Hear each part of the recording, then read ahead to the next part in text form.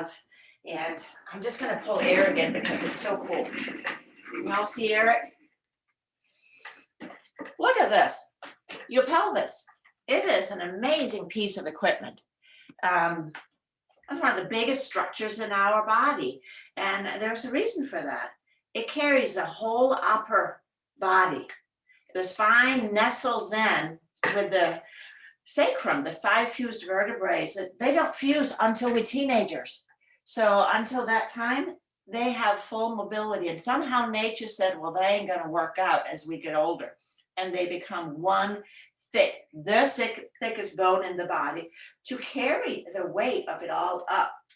So the hip joint right here, amazing mobility.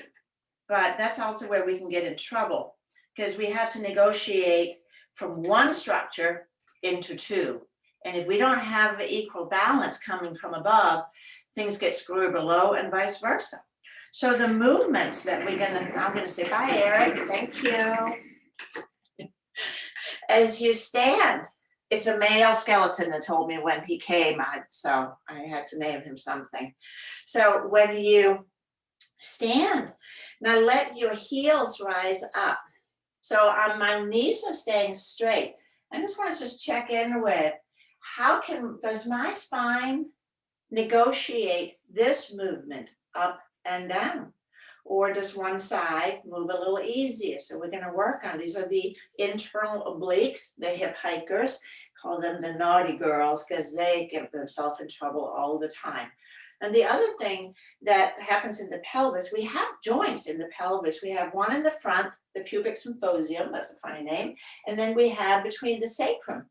And our sacrum has to be able to move back and forth with our pelvis as we walk. If this is not happening, we have to swing the whole bit around. I'm exaggerating when we walk. So if you bend one knee and then the other, can you feel like your sacrum has a little bit of give forth, back and forth?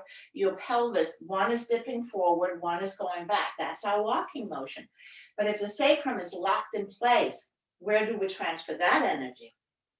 Last, stand on one leg and then swing your leg back and forth. So this is flexion forward, extension back. So we want to have full mobility of that. And right now you are using one of the main players on your standing leg, gluteus medius, to maintain the balance. And then swing the leg from side to side.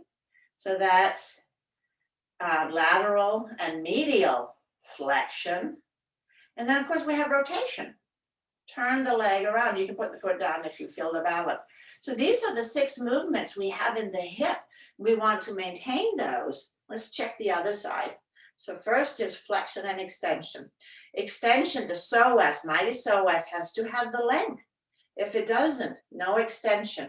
And then the quadriceps has to be able to pull it forward. Now, in and out, the inseam and the outer seam of the leg, how do they negotiate that? Do we use the whole hip to swing around, or is it just a pure hip movement? When we don't have enough movement here, and of course, again, rotation. When we are lacking this movement, all right, standing. Then what else are we inviting in to do the job for us? So the other thing too that happens, if you place your hands on your front pelvis bones,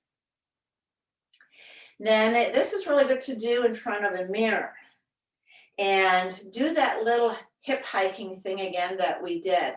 Now, as you come to stand, they should be the same height, but often we have something going on. So this is if we look in the mirror, we can often gauge, oh, wait a minute, that side sits higher. Why does that sit higher? And that gives an understanding of there's either a shortening in the trunk, maybe there's a leg length discrepancy, and the body has to adjust. Now, the last thing, and this is the arts and flatten all day long, one of the main adjustments, does the pelvis tip forward? So that's an anterior tilt. They may do so because the hip flexors are tight. It's literally pulling the pelvis down. Or does it hang back like the cool guys?